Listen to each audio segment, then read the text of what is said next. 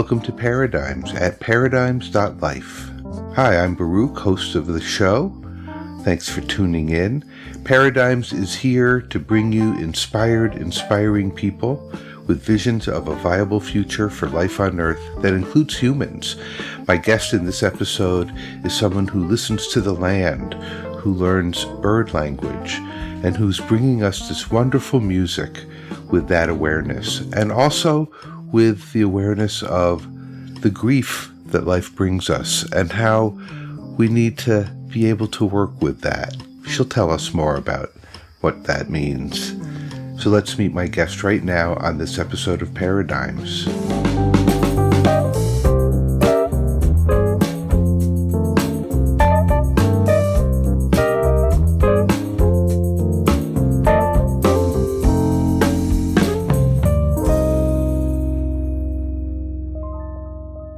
Natalie Spears, welcome to Paradigms. Thank you so much for having me. I'm really pleased to talk with you. Your album, Hymn of Wild Things, really struck me with two main themes, love of nature and dealing with grief. And so I really want to talk with you about those things. But first, I just want to learn a little bit about you as a person and how you found music, or how music found you, and how you got into doing this. Oh, good questions. Well, my dad was a classical and jazz pianist by passion, not professionally, and so music was a big part of our life growing up, and he started me on piano when I was about 5, and I picked up the upright bass in 5th grade, and saxophone and some drums along the way, and eventually sports kind of took over, and I quit music in high school. And in my 20s, I was working on a straw bale house. I had been doing a lot of natural building and living off the grid, and I found my way to this small town in Colorado called Carbondale because there was a woman who was building houses out of straw bale to code, and I wanted to learn about how to do that. And the plumber on the job had found out that I played upright bass in 5th grade, and he was a clawhammer banjo player and had an old-time band, and he said, I need a bass player in my band. Will you come play with us? So that was really my introduction into folk music and roots music and old time. And so I started playing clawhammer banjo a few years after that, and started picking up the piano again and started writing songs. So it was just a real gift to be invited back into a musical life that way. And I'd always wanted to sing, but I was pretty shy. And I started singing more and started writing songs. So this town is a pretty amazing place, and it's really nurtured that in me, that music in me. Wow, you really were called to the right place at the right time. It's funny how it works. It is. Wow, that is so awesome. I'm really interested in, most people are shy to sing. And how did you give yourself permission to get through that? Like, how did that go? Man, it's, when you want something so bad. I remember moving to this town and watching a local performer, and sometimes envy is the best flag of, sort of pointing you in the direction you want to of something you want to cultivate in your life. And I just remember feeling like, oh my gosh, I just want to do that. I want to feel that free in my voice. And so I think there was kind of a fire in me as the rest of myself was opening back up to music to really push myself to do it. So I started going to open mic nights, and I'd sing one song in the set and just started building up my courage that way. And it's been really a gift to grow into that part of myself, into my voice. That is so cool. I think courage is sometimes in short supply. We need more courage these days. We do, or like stubborn persistence. Yeah, I'm right there with you. Maybe those things are the same thing. Absolutely, I'm going to do it, dang it. It's interesting. I'll just tell you this brief story. I recently got scammed out of some credit card money, and I was really relentless with the scammers, and I got it back. Really? They put it back in my account. Being persistent really works, or at least it can work. It can work. You're right. That's amazing. I'm so glad for you, because that is not the story for so many people. No, it's amazing. It's amazing. So this record is really quite something, Hymn of Wild Things. And well, tell me about just the process of like getting started and writing the song. Like, how did this all What's the story of this record? Oh gosh. Well, the title track, Hymn of Wild Things, is probably a good gateway into the story of the album. And that song I wrote about a pair of sandhill cranes that I followed to our local nature park. And for us here in Colorado, well, at least where I live, on the western slope of the divide, there are very few pairs of sandhill cranes that overwinter here. So they are really more of a migratory presence in our valley. And when you hear their call, you hear it so infrequently in these shoulder seasons. And it's just sort of this beautiful, awkward, like, and you're looking for the bird that is making this sound, and often they're, thousands of feet in the sky and you can barely see them. And it always feels like whenever they show up, I feel like I end up on a treasure hunt trying to find them. And that process of kind of being shaken out of the mundane everyday, in this case, my sonic landscape is good for me. I think it's easy to get numbed to life and numb to our surroundings, both our like internal emotional surroundings and, the people in our lives and our places. And it's really a gift when these invitations come along to wake us up. And in this case, I love when it's, an exciting invitation like birds. And I guess other times the invitation to wake up can be grief or can be love or other really intense emotions. For me, the birds are just this way to stay connected to the natural world around me. And there was a man named John Young who was mentored by a tracker named Tom Brown. And there's a whole sort of lineage of teachings that got passed along to John. I actually know those folks. Yeah, John is just amazing. And I've done his bird language workshops. And Victor Wooten, if you're familiar with him, he's the bass player that played with Bela Fleck, and he's got his own project. And he studied with John and kind of created these camps based off of these teachings about bird language. And it's a magical way to relate to the natural world. And it's really been a healing modality for me in my life. I'm talking with Natalie Spears about her new album, Hymn of Wild Things. We're going to hear the title track, and then we'll be back with more of my conversation with Natalie Spears. Here is Hymn of Wild Things. You're listening to Paradigms at paradigms.life.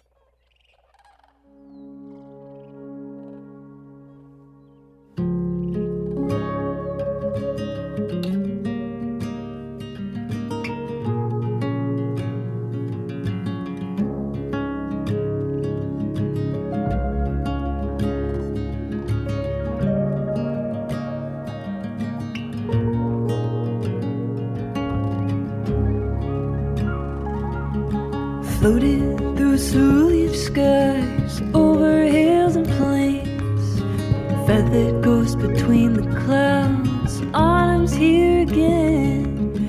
Shadows dance below the sun on grassy field and stone, looking for a place to rest, travel weary bones.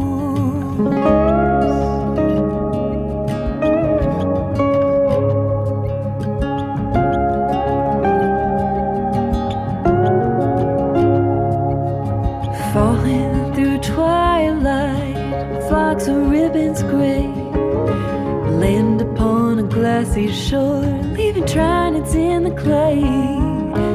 Congregation in the shoals until the break of dawn. 1,000 wings rush heaven, they know they must push on.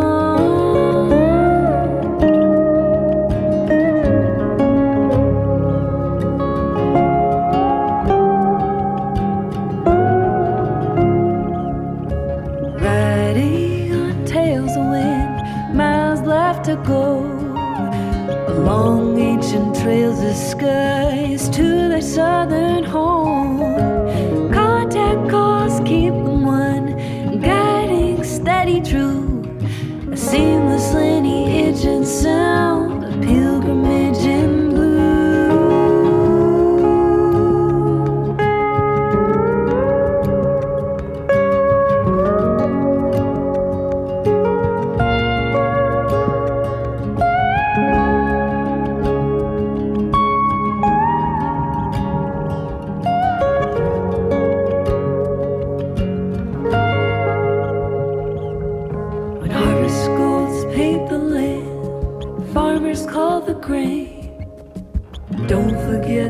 listen for the whistling of the cranes. Once you hear their chortling tune and the billow of their wings, it'll stay with you forevermore, the hymn of wild things. Once you hear their chortling tune and the billow of their wings, it'll stay with you forevermore, the hymn of wild things.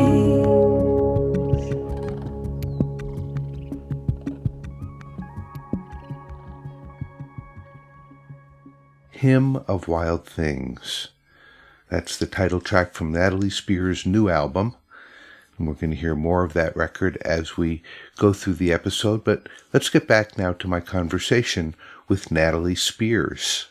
Being in nature, being called to that, being inspired by that to make music, this is an ancient human thing, right? We've been doing this for a really long time. So you're in this, I want to say, lineage of countless people throughout time who have connected with the world in this way and allowed it to come through you in this way. Totally. It's, I think it is a survival instinct that was originally like survival for self-preservation, right? In the sense of not wanting to be eaten and, wanting to be able to read, the landscape and know when the birds are alarming so that there's a predator nearby, so that you can defend yourself from the predator. And I feel like in this case, for me, the deep listening is a survival instinct in terms of just stopping and slowing down and not getting caught up in the whirlwind that is my crazy mind. So that's a great line, actually, for a song. I don't know how much attention you do or do not pay to the events of the world, the wars, the politics, the madness, really, all of that stuff. And I think, we all kind of go in and out to different degrees, and how much attention we pay to that, can affect our state of mind. And you don't want to be ignorant, and at the same time you don't want to be drowning in it, and so I'm curious about how you balance that stuff out with the real world.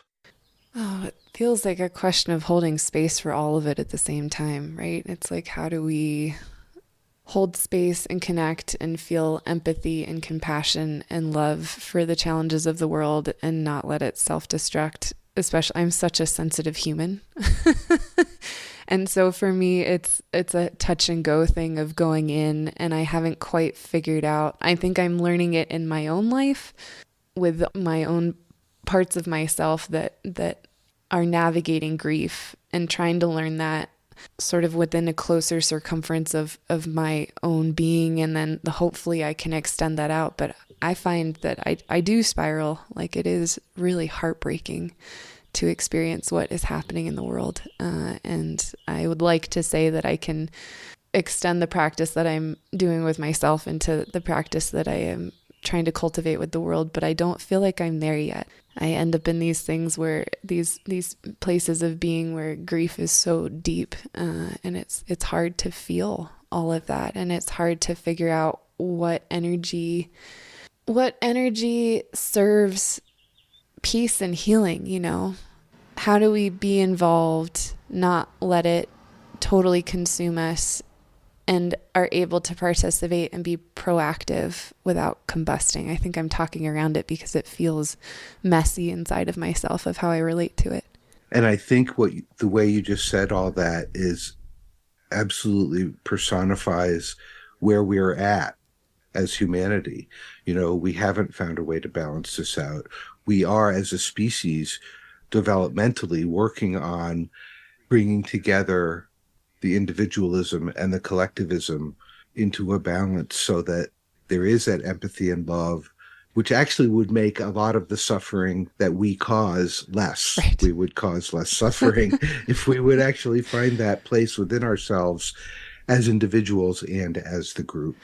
Totally. And how do you do it simultaneously? Because I think that can feel challenging to either feel so externally focused and not be focusing on the internal, or be so internally focused and not focused on the external. And so that's a question I'm asking myself these days of how do you hold both And maybe one has to be in one end, you know, maybe you have to be in the internal for a while so that you can hold space for the external. I don't know. It is the question, Right. I think, for a lot of us right now. And I don't even know if there's so much an answer as a willingness to be in the process of exploring it. Yeah. I think for me, my family has pretty strong ties to the Vietnam War and a complicated history and a painful history, and one that I have been contemplating my whole life as to what I don't feel responsible, but I feel a sense of deep grief around sort of the impacts that had and rippled out into the world. And this opportunity showed up in my life to write songs with veterans and to write songs with Vietnam veterans. And that has just been a really wild experience to get to do that, because I always felt like there was something in my being that wanted to find a connection point where I could be involved. And this was that. And it was something that I could never have dreamed up. So I'm curious about kind of the, forgive me if this is not your belief system, but sort of the universe's role in bringing that into our lives, where I've been really cultivating my own gifts and trying to tune myself and build that up. And it's interesting to watch what's coming into my life that's allowing me to bring those gifts out into the world and to use those gifts as a way of just creating connection and supporting others. And I hope I can do more of that. And I don't really know how to plan it because it just sort of showed up in life. As far as belief systems go, I believe the universe is like one giant living thing, but belief is a lens through which we view the world. And the word living, by our definition, doesn't even begin to cover what that means on the greater cosmic scale. I don't really think we can perceive all of it, so I don't really try to. I think that's, it's quite all right to not know. It's an experiment in belief, but I keep focusing on those moments when things show up and you can't explain them. And for me, that works, I'm like, okay, I don't need to know why, but just thanks, universe, Do you spend time in the natural world, in the woods, in the fields, by the sea, on a mountain? Do you listen to the birds? Do you hear the animals? These are all things that come naturally to humans. All right, we'll be back with more of my conversation with Natalie Spears, talking about this record, Hymn of Wild Things. But we're going to hear a couple more tracks from the album now, starting out with one called Risk It All.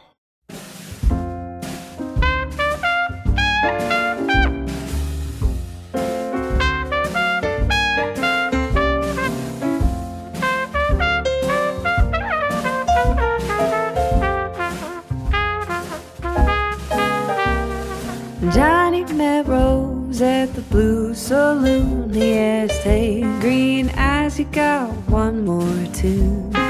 Then kicked up with a swinging step, and then they danced all night and laid the stars to rest. Morning came and they parted ways. Johnny promised Rose he'd write each day. She cast away and hit the road. Her mind was spinning from the night before, moving in the swing of the time, singing sweet old songs. Louise in the moon shone bright while he was holding her close. They were lost in the endless sway of a Creole love call. What kind of love would it take for them to risk it all? 1 week later, the mail came. Rose traced the curls in Johnny's name. Every word made her want more, and they sent her back to the dance floor. She told the girls about her guy. Her heart beat quicker than a butterfly, like a jacaranda tree in summer bloom. The flowers of his words could make her swoon. Moving in the swing of the time, singing sweet old songs. Easy in the moon shone bright, he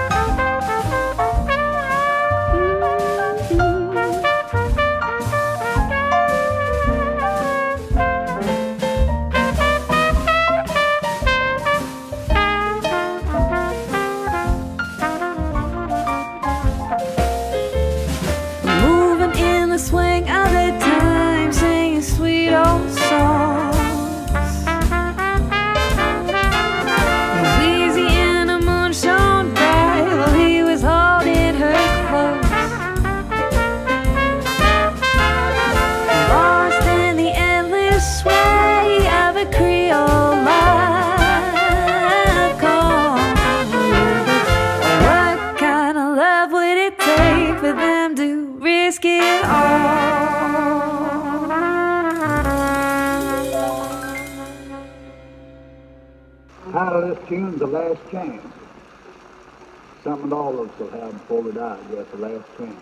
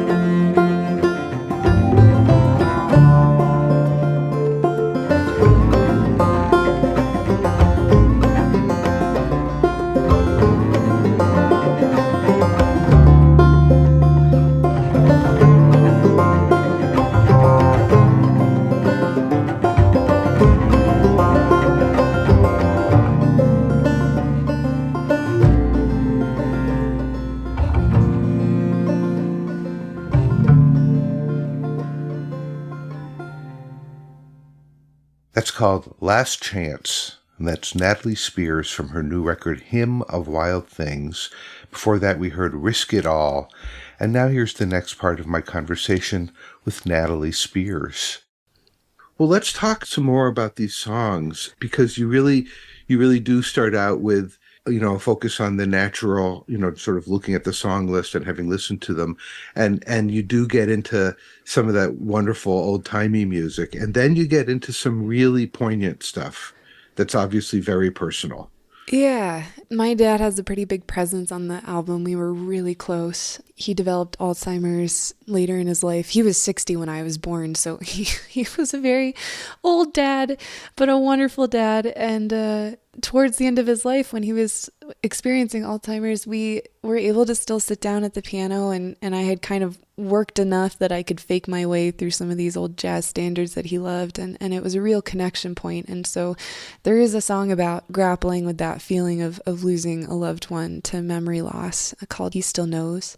It's the second track on the record, and I just felt like I needed to put that experience into words. And when I sat down with Jamie Stone, who produced and recorded the album, he did an amazing job. I told him that I really wanted a reverse guitar track or something in there that felt disorienting. And I wanted the track to feel like you couldn't quite find your center. And for those of you, reverse guitar track is sort of a wishy-washy musical term, but essentially you're recording a melody like da da da da, and you send it through an amp, and then it sends it back in a reversed manner. And so there's still an essence of the original lick on there, the original riff, but it's different. And so Jamie put that on that track, in addition to some other really beautiful textures. And so yeah, that explains it, because it is very unsettling. Yeah, it is a very unsettling experience. And the chorus is sort of finally that reckoning with myself of like, okay,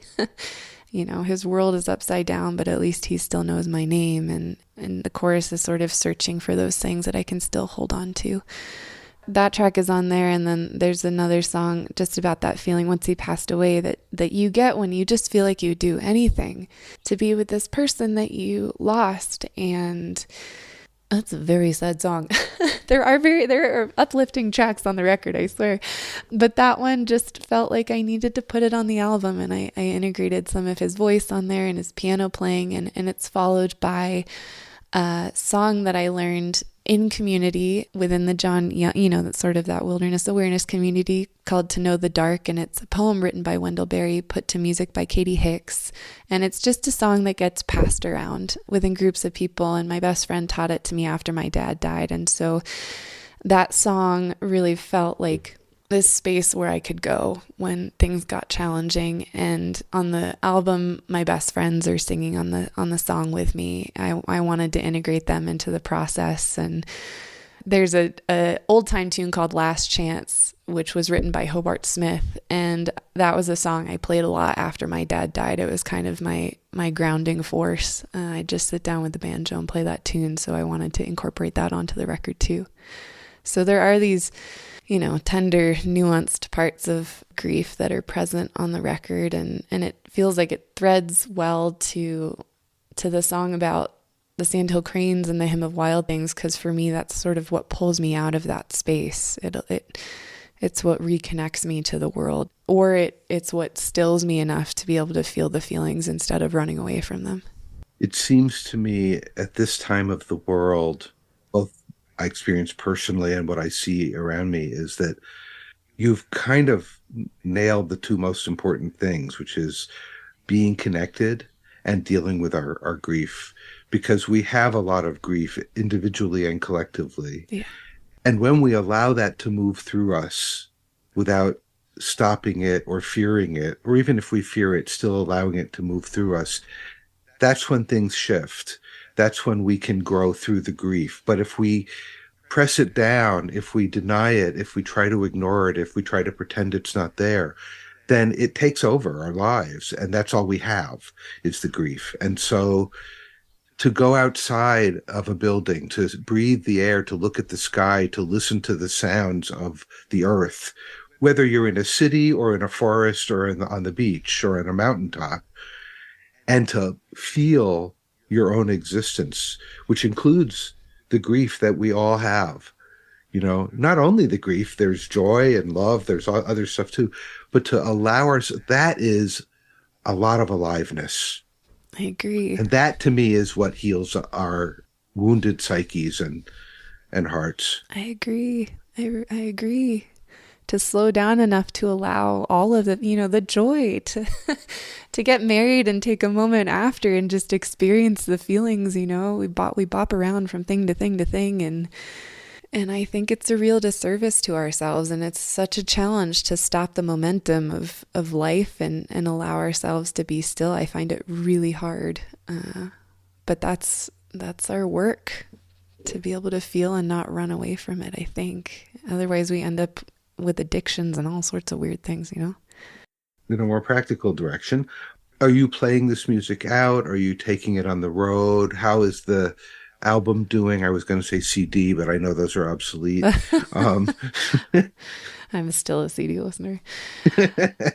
We just had some really wonderful album release shows where I felt like for the first time I got to curate this experience and really take people on a journey. And we had shadow puppetry, and there was really a narrative to the show. And so I've been playing a ton for the past like 8 years. I've been in duo projects and we've been on the road a lot. And this album took a lot to create. And so I'm trying to practice this new concept in life of slowing down enough to feel. And so I'm trying to not be on the road all the time. And I'm trying to be intentional about, where we bring the music and finding the places where it fits and makes sense. And so I'm just moving in a slightly slower way into this release. So I will be on the road playing some shows in August.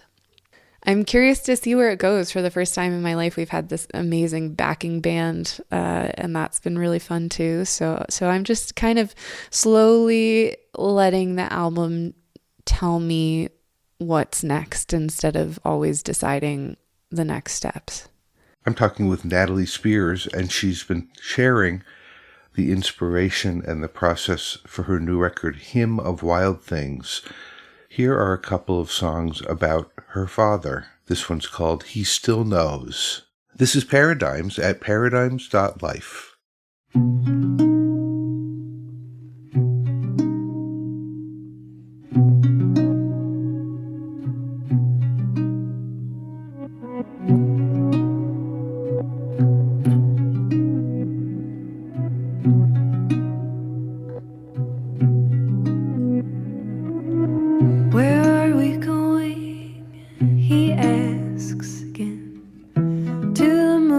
I tell him, have I been here before? He asks, as if this were the first time. Gazing out the car window while the world is passing, watching from my corner eye. All he knows is blurry. I can't hold on to the way things used to be. Time and space are unraveling. The day's a collage of distant memory. Thank God he knows my name. He still knows my name.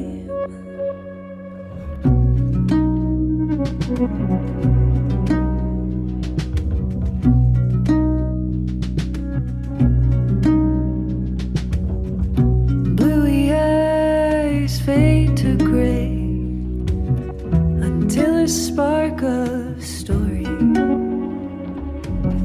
of sailing ships and writing plays as days of endless glory.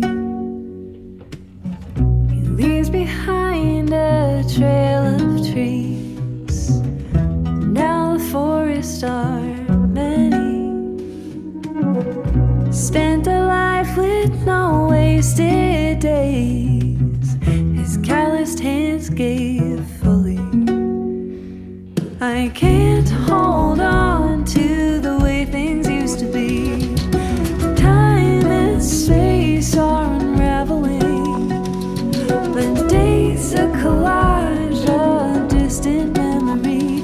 Thank God he knows my name. He still knows my name.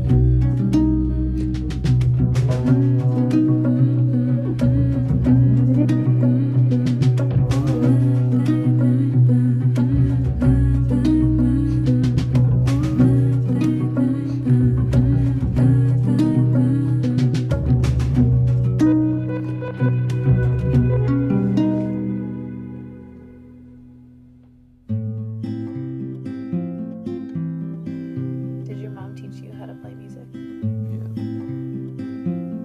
What was the first song she taught you? Jingle bells.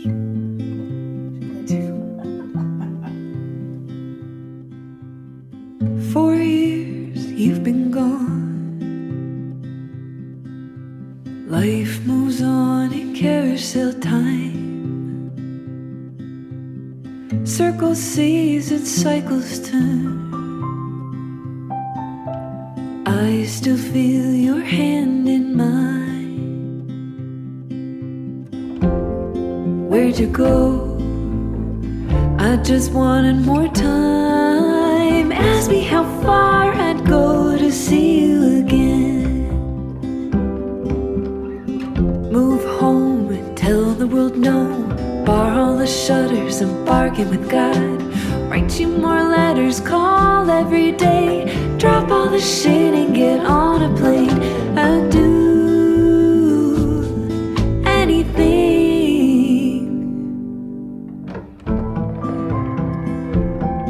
So we drove COE595 up to Scotland. What kind of car was it? Life's full, can't turn in. Busy till the levees break. Holding, surging at the brink. Till I'm breaking down in broken ways. Where'd you go? I just wanted more time. Ask me how far I'd go to see you again. Move home, tell the world no. Bar all the shutters and bargain with God. Write you more letters, call every day. Drop all the shit and get on a plane. I'd do anything.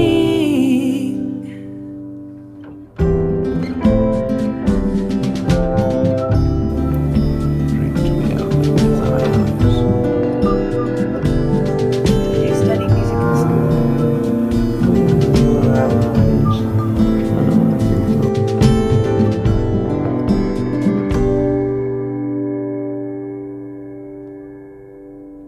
Deeper love, deeper hurt. It's hard to be a morning dove. There is no light without the dark.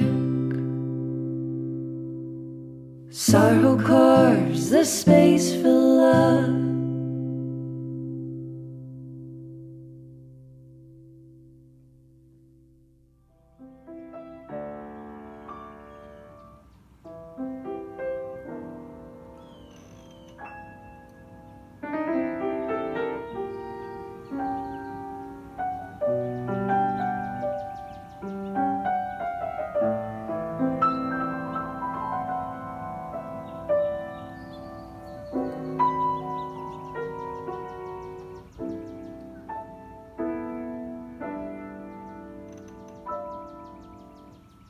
How Far, Natalie Spears from Hymn of Wild Things. If you've ever lost someone you love, you can really relate to that song. Before that, He Still Knows. And now here's the final part of my conversation with Natalie Spears. You're in an industry, the music industry, Yes. you know, and the industry of tours. And I say industry because there is that whole sort of business and not even just the business, but the busyness of it. But by and large, I mean, folks, especially folks playing the kind of music you're playing, it's really about making contact with your audience and being present in the town you're in tonight, you know, and what that's like. And so I'm curious, as you're doing all these shows, and it sounds like a wonderful event, what do you experience happening in the room when you play? What happens with the people? What are you tuning into? So far, I think there's a lot of honesty in the record, and I think that creates connection. And I'm feeling really connected to the people who are coming to the shows, who are listening to the music, and feeling like we're creating this mutual experience. And that was the goal for me. And I hope to continue to do that. I've played in a lot of bands and we've been, sort of like on the entertainment end of like things, and that's been cool too. And that's really fun to get people dancing and moving, which we do. I have a drummer and a bass player, and I'd say our set is actually pretty dancey. But it also there's space for these more intimate songs, and that's really created this moment of connection with audiences. And I'm just excited about that. The Bard bringing us the news of the world or the news of the heart. Yeah, we all relate to it. I'm running some songwriting camps right now, and we've been doing this for the past 3 weeks. And the kids that are really honest, the kids that sort of really bring their hearts forward in the songs, you can feel it. We have these performances at the end of the week, and the parents sort of light up. And I think they see something else in their kid when they have this vehicle that they can be so honest through, that is music. So many of the artists I talk with are engaged with teaching at all different levels. And I think it's so great. Music education exists still in some schools, not in others. But the fact that there are folks out there offering songwriting camp for kids, I mean, you're one of a number of people doing this awesome work, teaching people to listen and bring forth. And it's just a beautiful thing. Thank you. It's really fun. They're super cute. Lots of songs about puppies. They get rolling in your head at like 2 a.m. You're like, oh, geez, here's another puppy song. That's nice. Yeah. Wow.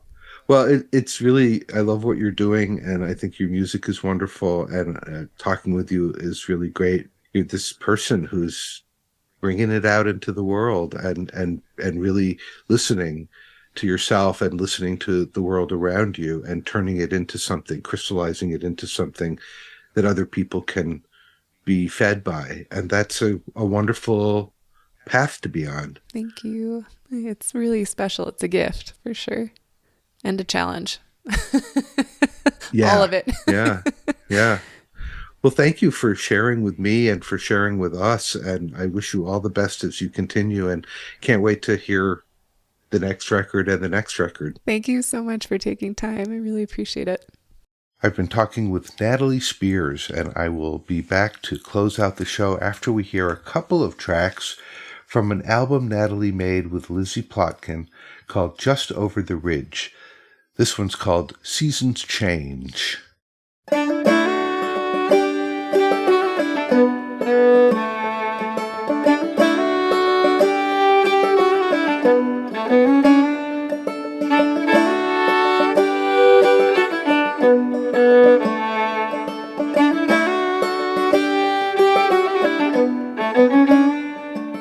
Awake in the night, a lonely time.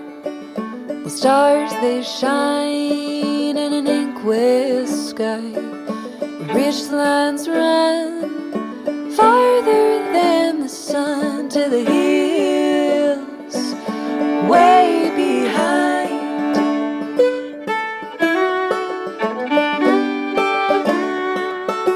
Mountains hold what no man knows, and the rivers keep quiet peace. Dope beds down as the bears grow round, and the trees drop their last leaves.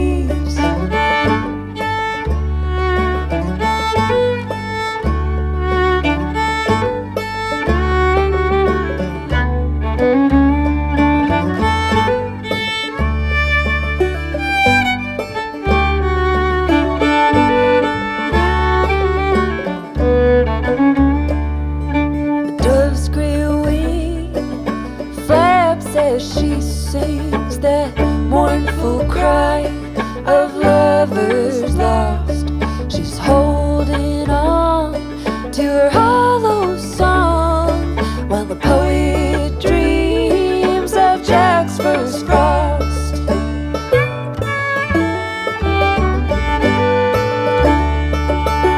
Geese fly south as the snow floats down, and the wind dances through the chimes. Rest weary doubts, leave them in the ground for the world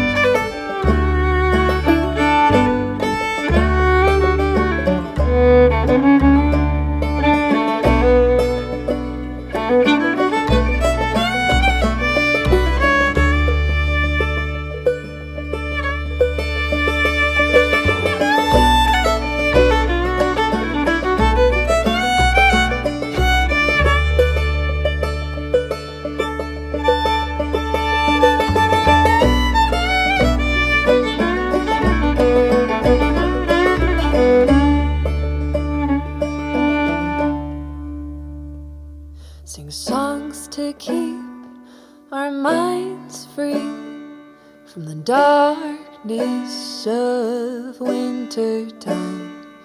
Watch seasons fade as hearts change, and dusty roads will lead us right, will lead us right, will lead us right.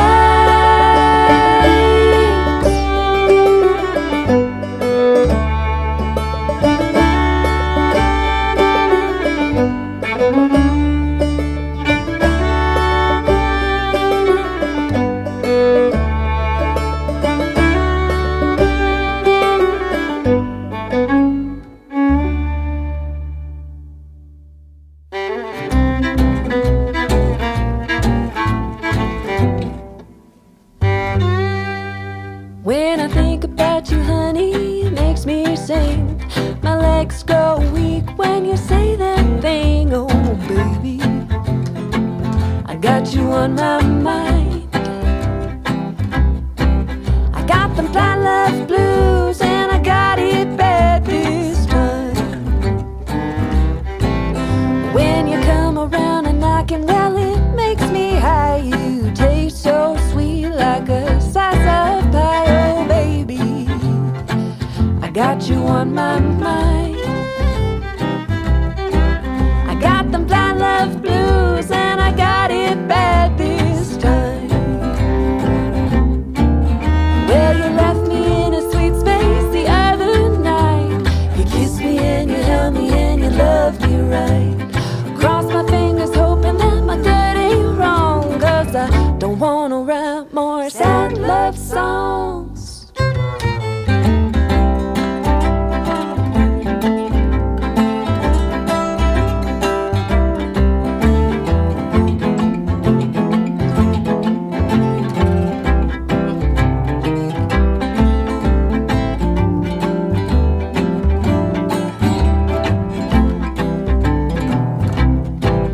When you call me sugar dumping, well, it makes me swoon. You're just a little dish from my perfect spoon. Oh, baby, I got you on my mind.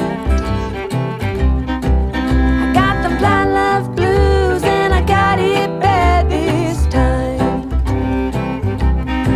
Well, what's a girl to do when you're not in town? 'Cause my head's caught up in a merry-go-round. Oh, baby, I got you on my mind. I got them blind love blues, and I got it bad this time. Well, you left me in a sweet space the other night. You kissed me and you held me and you loved me right. Cross my fingers hoping that my gut ain't wrong, 'cause I don't wanna write more sad love songs.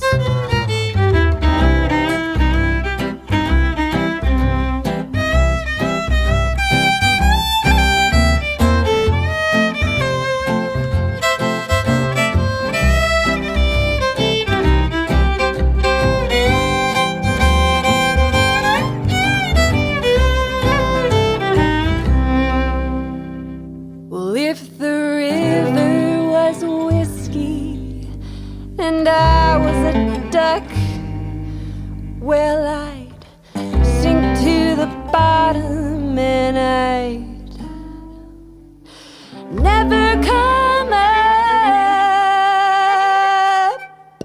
Oh, baby, dee-ba-dee-ba-dee, I got you on my mind. I got the blind love blues, and I got it bad.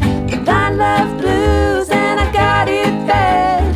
The blind love blues, and I got it bad this.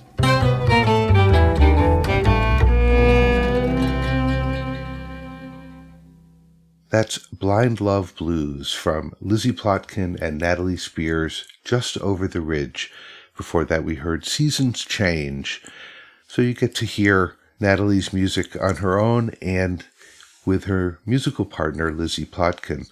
Beautiful music, wonderful, bringing old-timey music and folk music into a contemporary feel. Natalie, thank you so much for talking with me about this music and about your process and about your connection with the natural world.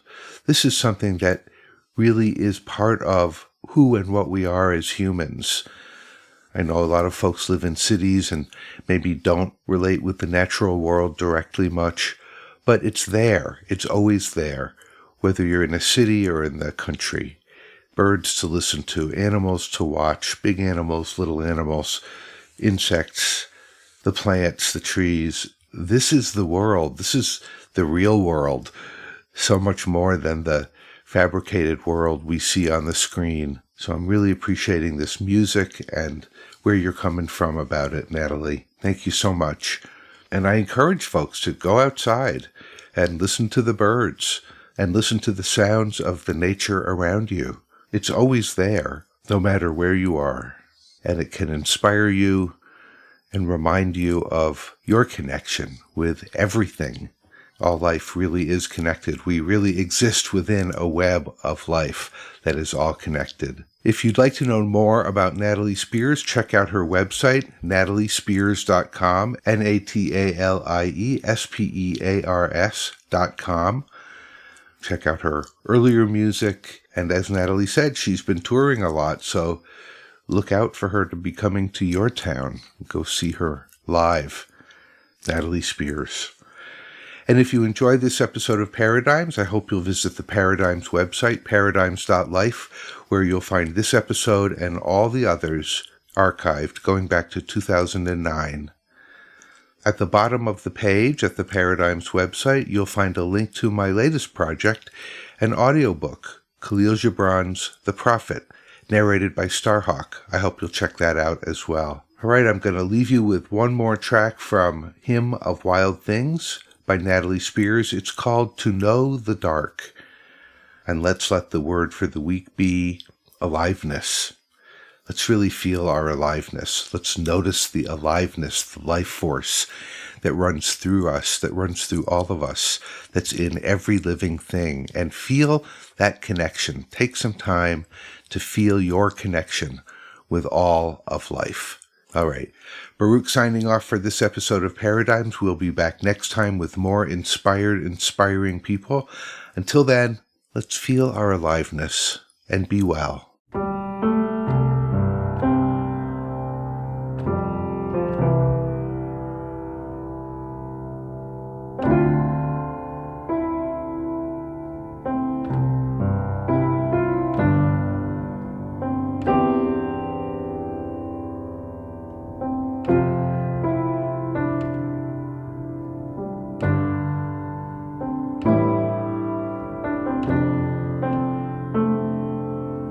To go in the dark with the light is to know the light.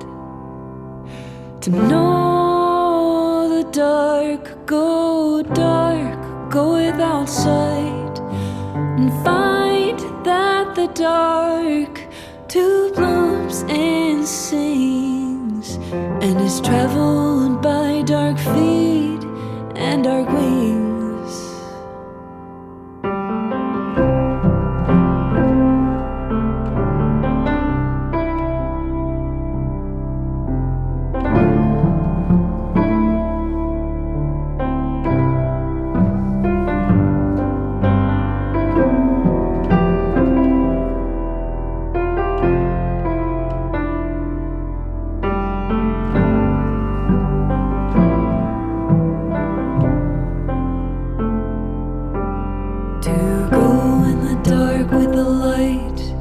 To know the light, to know the dark, go without sight, and find that the dark too blooms and sings, and is traveled by dark feet and dark wings.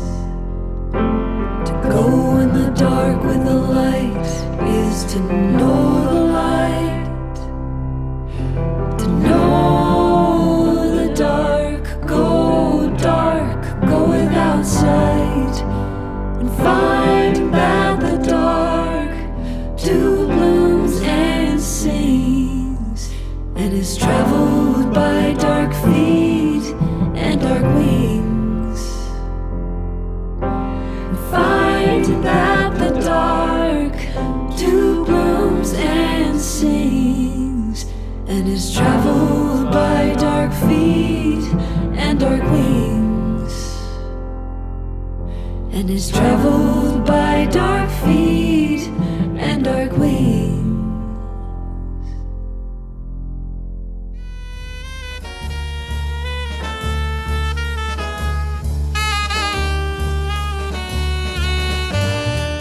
You've been listening to Paradigms at paradigms.life.